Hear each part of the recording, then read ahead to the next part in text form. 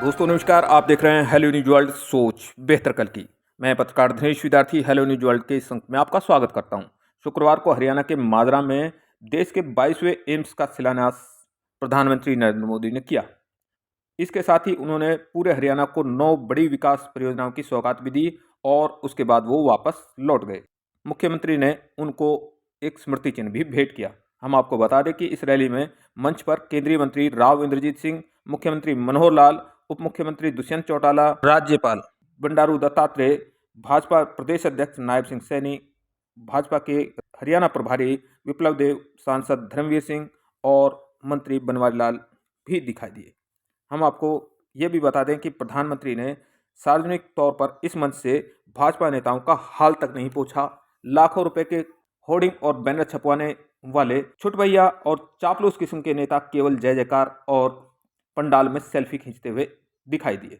प्रधानमंत्री ने केवल अपनी नीतियों और योजनाओं का ही बखान किया। इसके अलावा उन्होंने कोई बड़ी बात या घोषणा इस मंच से नहीं की। सवाल यह है कि रेवाड़ी को इस रैली से क्या मिला।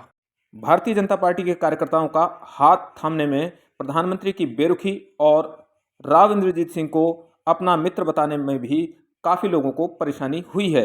भाजपा में नवजात शामिल हुए नेताओं का भविष्य क्या होगा ये तो आगामी लोकसभा और विधानसभा चुनाव बताएंगे, मगर इस रैली के बाद में कुछ नए समीकरण जरूर गढ़े गए हैं।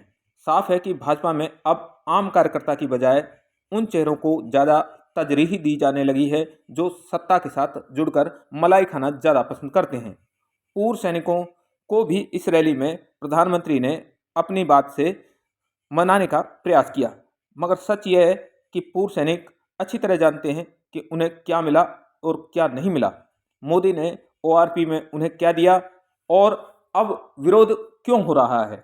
इस रैली का लबोलुआब अगर जाने तो भारतीय जनता पार्टी के स्थानीय काडर के प्रति प्रधानमंत्री में कहीं ना कहीं कोई मलाल जरूर था।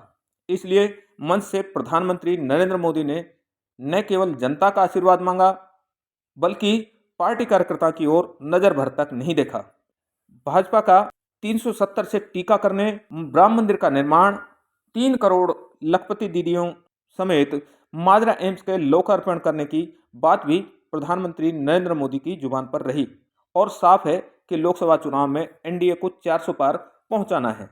अब अहिरवाल का रुख भारतीय जनता पार्टी के प्रति क्या रहेगा ये जनता तय करेगी। भारतीय जनता पार्टी के कार्यकर्ताओं को जहां अनुशासित बताया जाता है, मगर इस रैली में वो बात भी सामने नहीं आई। इस रैली में एक नेता को लेकर भावी मुख्यमंत्री बताने की नारेबाजी भी हुई। तो साफ है कि कहीं ना कहीं भारतीय जनता पार्टी में बदलाव हो रहा है और आम कार्यकर्ता जो कि भारतीय जनता पार्टी में मान सम्मान की अपेक्षा के साथ जुड़ा था, वो आज कहीं ना कहीं अपने आप को उपेक्षित महसूस कर रहा है। सवाल ये है कि आखिर भाजपा गुरूर में क्यों जा रही है। क्या कांग्रेस के विरोध करते करते वो भी कांग्रेस की नीतियों पर चल पड़ी है। आप देखते रहिए हेलो न्यूज वर्ल्ड सोच बेहतर कल की। आप हमारी खबरों को लाइक और शेयर करना नहीं भूलें और नई खबरें देखने के लिए आज ही हेलो न्यूज वर्ल्ड को सब्सक्राइब कर लें। देखते रहिए हेलो न्यूज वर्ल्ड सोच बेहतर कल की। खबर के अंत में आप प्रधानमंत्री नरेंद्र मोदी का भाषण भी सुने जिसके हम चुनिंदा अंश लेकर आए हैं। देखते रहिए हेलो न्यूज वर्ल्ड।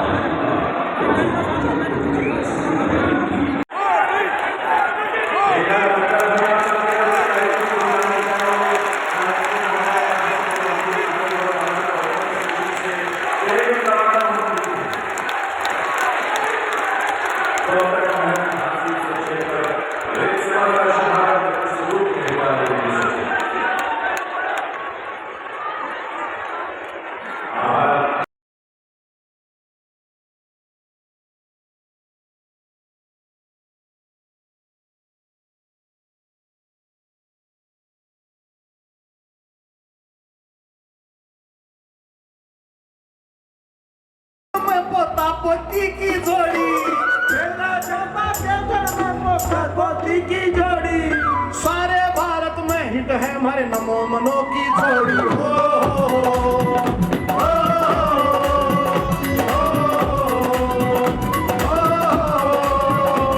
और जितनी तरह बनाई इनकी पड़ जाती है थोड़ी, जितनी की वीर धरती के लोगों एक बार सारा पंडाल गूंजे, बोलो भारत माता की। सारे ही सारे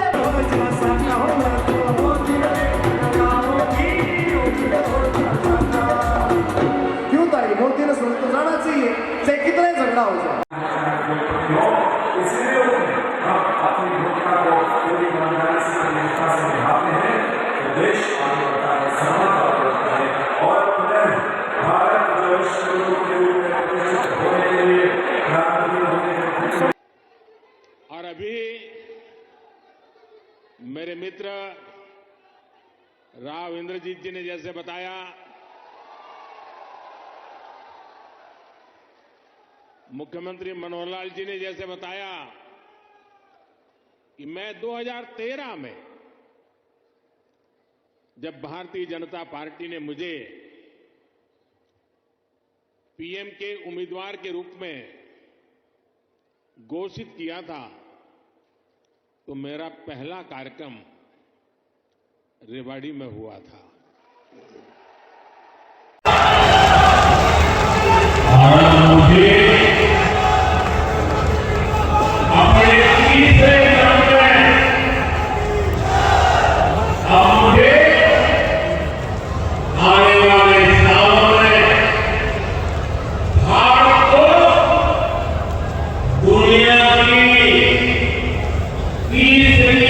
सबसे बड़ी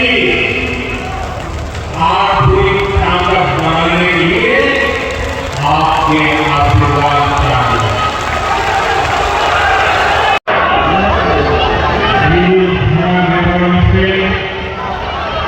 पूरे हरियाणा को राम राम।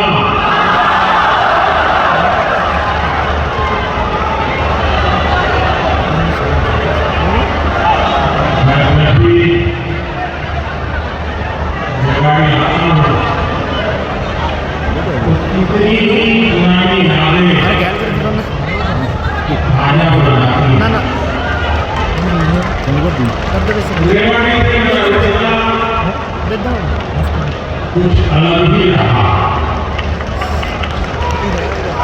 मैं जानता हूं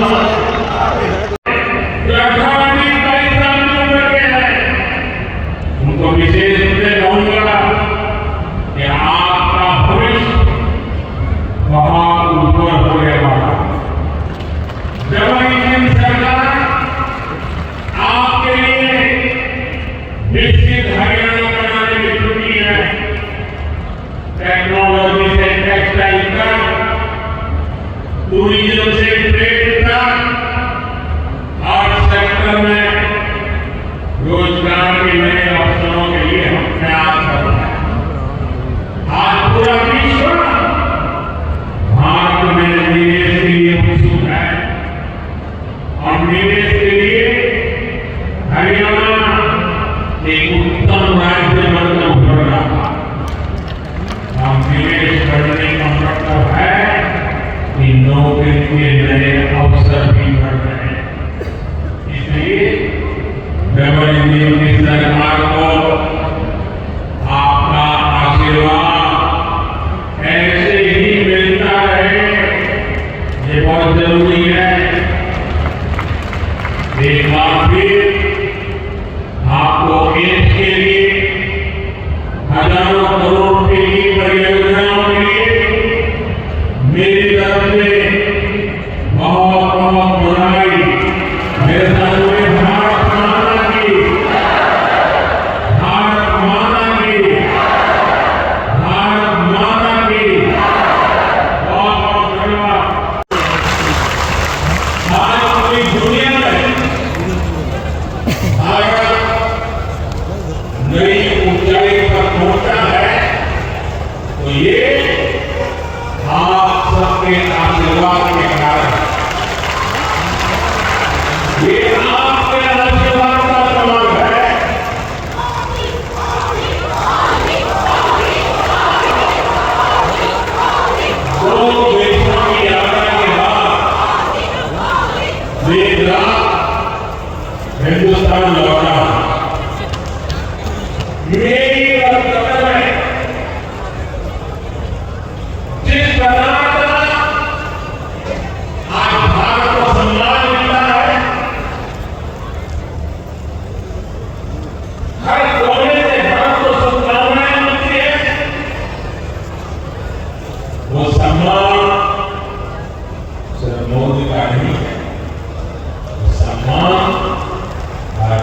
सभी का है, आप सबका है।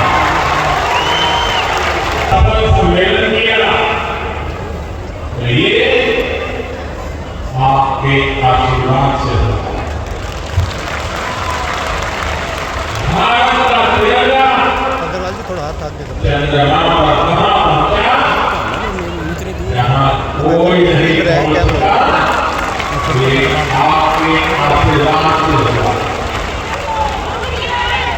10 वर्षों में भारत 11वें नंबर से ऊपर उतर 5वें नंबर की आर्थिक महाशक्ति बना, ये भी आपके आशीर्वाद से।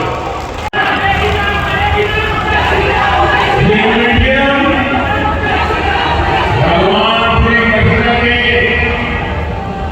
गीता संदेश और इस पावन धरा की भूमिका से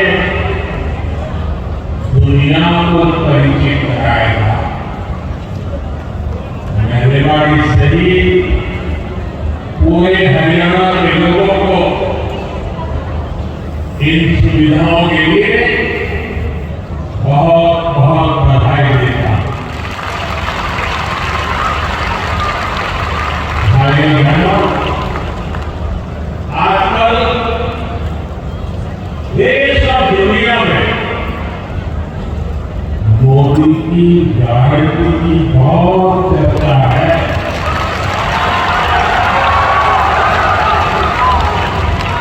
और रेवाड़ी को मोदी की गारंटी का सबसे पहला दफा है।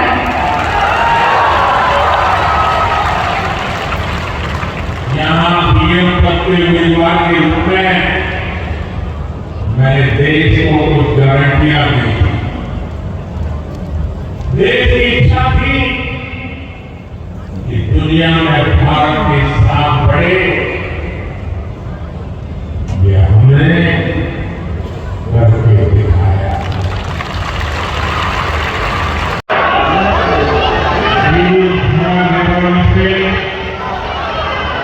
पूरे हरियाणा को राम राम।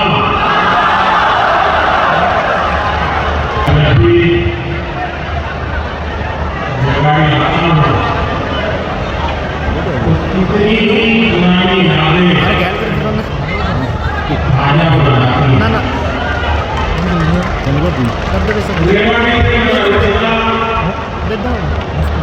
कुछ अलग ही रहा, यह भी बहुत जरूरी है। और हरियाणा तभी विकसित होगा जब यहाँ आधुनिक सड़कें बनेगी। हरियाणा तभी विकसित होगा जब यहाँ रेलवे का आधुनिक नेटवर्क होगा। हरियाणा तभी विकसित होगा जब यहाँ बड़े और अच्छे अस्पताल होंगे। थोड़ी देर पहले ही मुझे ऐसे अनेक कामों से जुड़ी लगभग 10,000 करोड़ रुपए की परियोजनाएं हरियाणा को सौंपने का अवसर मिला। इसमें रेवाड़ी एक है, गुरुग्राम मेट्रो है, कई रेल लाइन है, कई ट्रेन है। इनमें ज्योति सर्वे कृष्णा सर्किट योजना से बना एक आधुनिक और भव्य विजन भी है। राम के आशीर्वाद ऐसे है, आजकल मुझे हर स्थान पर ऐसे पवित्र कामों से जोड़ने का अवसर मिल जाता है। इससे से जुड़न रही है। दिल्ली मुंबई एक्सप्रेस वे के दिल्ली दोसा नागपुर के पहले चरण का उद्घाटन हो गया है। देश का सबसे लंबा एक्सप्रेस वे हरियाणा के गुरुग्राम, पलवल,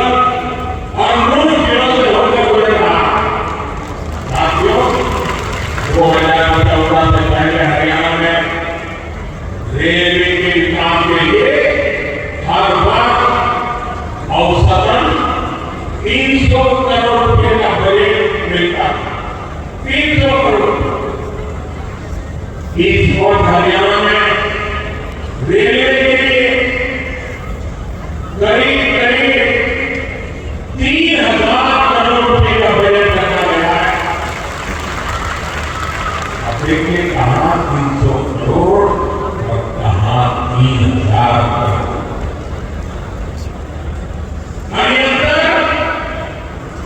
पिछले 10 सालों में रोहतक, मरण, कांसी, जींद, सोनीपत जैसी नई रेल लाइनों और अम्बाला, कैंट, दफ्तर जैसी लाइनों के दोनों तरफ से लाखों लोगों का फायदा होगा। ऐसी सुविधाएं जब बनती है तो जीवन भी आसान होता है और कारोबार भी आसान होता है। भाइयों बहनों, इस क्षेत्र में किसानों को पानी की बहुत समस्या है। अयोध्या में प्रभु राम का भव्य मंदिर का निर्माण आज पूरा देश भव्य राम मंदिर में विराजे राम लला के दर्शन कर रहा है। और तो कांग्रेस के लोग, जो लोग हमारे भगवान राम को काल्पनिक बताते थे,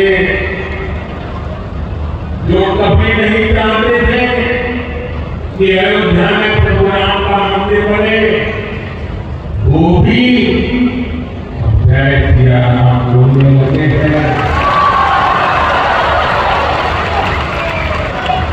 साथियों, कांग्रेस ने दशकों तक जम्मू कश्मीर से आर्टिकल 370 हटाने पर जोड़े रखाए थे। मैंने आपको गारंटी दी थी कि जम्मू कश्मीर से आर्टिकल 370 हटाकर रखना। आज कांग्रेस की लाख कोशिश के बावजूद आर्टिकल 370 इतिहास के पन्नों में खो गया। आज जम्मू कश्मीर में महिलाओं, दलितों, पिछड़ों, आदिवासियों को उनके हक मिलने लगे। इसलिए भी तो लोगों ने एक और संकल्प लिया है और जनता जनार्दन कह रही है, आप लोग कह रहे हैं, जिसने 370 हटाया, जिसने 370 हटाया, उस बीजेपी का टीका 370 सीटों से होगा। ईश्वर अपनी जनता जनार्दन का आशीर्वाद मिलेगा। कांग्रेस की आजादी के सामने जनता जनार्दन भारत में खड़ी हो जाती है। जितना ज्यादा कांग्रेस साजिशें करती है, उतना ही ज्यादा जनता मुझे मजबूत करती है, अपना आशीर्वाद देती है। इस बार की कोरोना के खिलाफ सारे मोर्चे खोल दिए हैं, लेकिन मेरे देश की जनता का सुरक्षा कवच, जनता का सुरक्षा कवच होता है, जनता जनार्दन का आशीर्वाद होते हैं। माता बहने ढाल बन के खड़ी होती है तो संकटों से पार भी निकलते हैं और देश को आगे दिखाते हैं। और इसलिए आप सबके आशीर्वाद से हिंदुस्तान के कोने कोने में जो मैं अनुभव कर रहा हूं, इसलिए लोग कह रहे हैं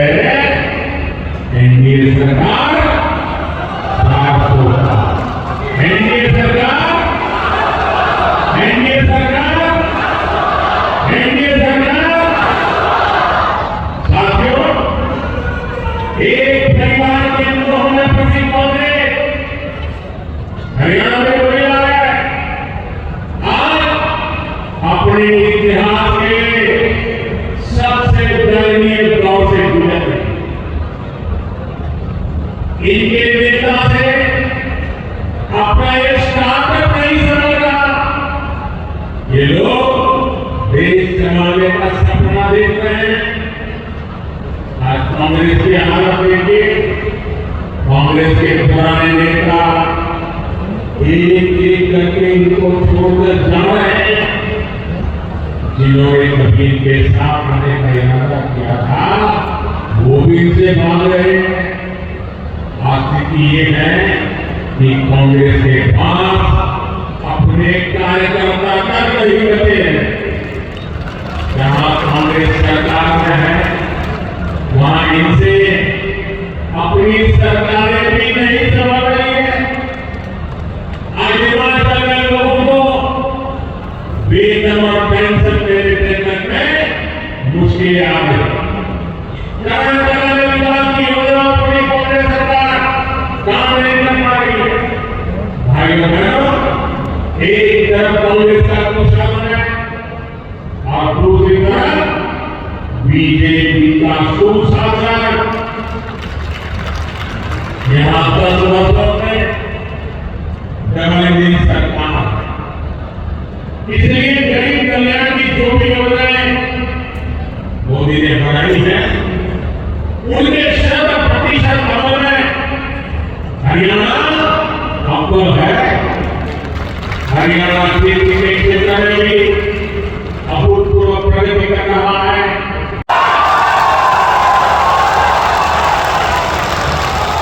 मुख्यमंत्री मनोहर लाल जी ने जैसे बताया, मैं 2013 जब भारतीय जनता पार्टी ने मुझे पीएम के उम्मीदवार के रूप में घोषित किया था तो मेरा पहला कार्यक्रम रेवाड़ी में हुआ।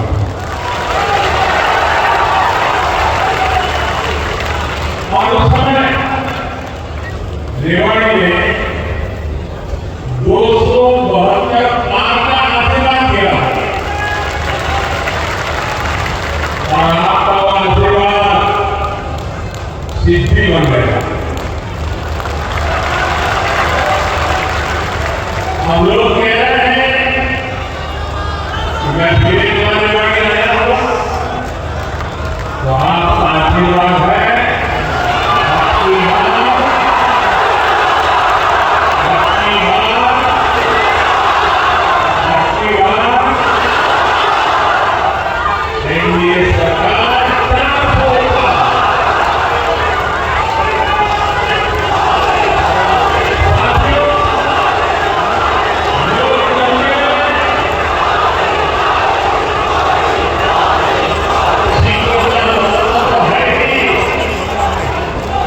लेकिन मेरे लिए उसके साथ साथ जनता जनार्दन का आशीर्वाद ये मेरे लिए बहुत बड़ी पूंजी।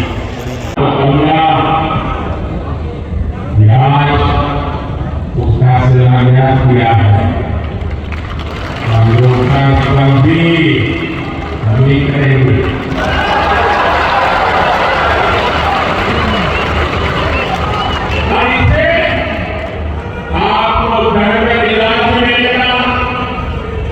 युवाओं को डॉक्टर बनने का अवसर भी मिलेगा और रोजगार स्वरोजगार के करने का अवसर बनेगा। रेवाड़ी में देश का 22वां एम्स बन रहा है। पिछले 10 वर्षों में 15 नए एम्स स्वीकृत किए जा चुके हैं। आजादी के बाद से लेकर 2014 तक देश में करीब 380 मेडिकल कॉलेज बने। बीते 10 वर्षों में 300 से अधिक नए मेडिकल कॉलेज बने। हरियाणा में भी हर जिले में कम से कम एक मेडिकल कॉलेज बनाने का काम तेजी से चल रहा है। साथियों,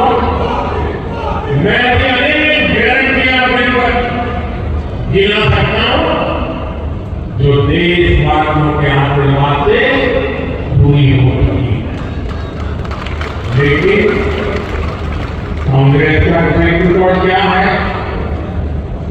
कांग्रेस का ट्रैक रिकॉर्ड देश की आधे से अधिक आबादी को दशकों तक छोटी छोटी जरूरतों से दूर रखना का है। दर्शाने है कांग्रेस का ट्रैक रिकॉर्ड सिर्फ एक परिवार के हित को देश और देश समाजों के हित से ऊपर रखने का। कांग्रेस का ट्रैक रिकॉर्ड इतिहास के सबसे बड़े घोटालों का है। कांग्रेस का ट्रैक रिकॉर्ड आतंकवाद और अलगाववाद को बढ़ावा देने का है। कांग्रेस का ट्रैक रिकॉर्ड सेना और सैनिक दोनों को कमजोर करने का है। ये बातें याद रखनी जरूरी है, क्योंकि आज भी कांग्रेस की ईम वही है, नेता वही है, नियत वही है और उन सबकी निष्ठा एक ही परिवार के लिए है। तो नीति भी तो वही होगी, जितना लूट है, भ्रष्टाचार है, बर्बादी है। साथियों, कांग्रेस सोचती है कि सत्ता में रहना उसका जन्मसिद्ध अधिकार है। इसलिए मेरी कई बेटा जब से पीएम बना है, ये एक के बाद एक मेरे खिलाफ साजिश से करते जा रहे हैं। 370 ही पहुंचाएंगे, एनडीए को 400 पार। साथियों, यही रेवाड़ी में मैंने पूर्व सैनिकों को 1 रैंक 1 पेंशन लागू करने की गारंटी दी। कांग्रेस वाले सिर्फ 500 करोड़ रुपए दिखाकर 1 रैंक 1 पेंशन लागू करने का झूठ बोलते। रेवाड़ी की बीच धरा से लिया गया वो संकल्प मैंने आपके आशीर्वाद से पूरा किया।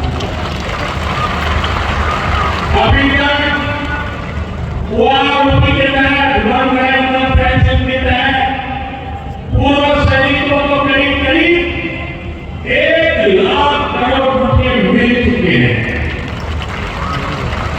और इसके बड़े लाभार्थी हरियाणा के भी पूर्व सैनिक रहे हैं। सिर्फ रेवाड़ी के ही सैनिक परिवार की बात करो तो उन्हें ओआरओपी से 600 करोड़ रुपए से ज्यादा मिले। आप मुझे बताइए, जितना पैसा रेवाड़ी के सैनिक परिवारों को मिल रहा है, उससे भी कम कांग्रेस ने पूरे देश के पूर्व सैनिकों ने बजट में रखा था, सिर्फ 500 करोड़। ऐसे झूठ और धोखेबाजी के कारण ही कांग्रेस को देश ने नकार दिया। साथियों, मैंने रेवाड़ी वासियों को, हरियाणा के परिवारों को यहां एम्स बनाने की भी गारंटी दी गई और यहां एम्स के निर्माण की प्रक्रिया शुरू हो गई है। हमारे राजनीति को काम के लिए लगातार बोलते कम है, लेकिन जो तय करें उसके पीछे लगे रहते हैं। और मुझे अपने तीसरे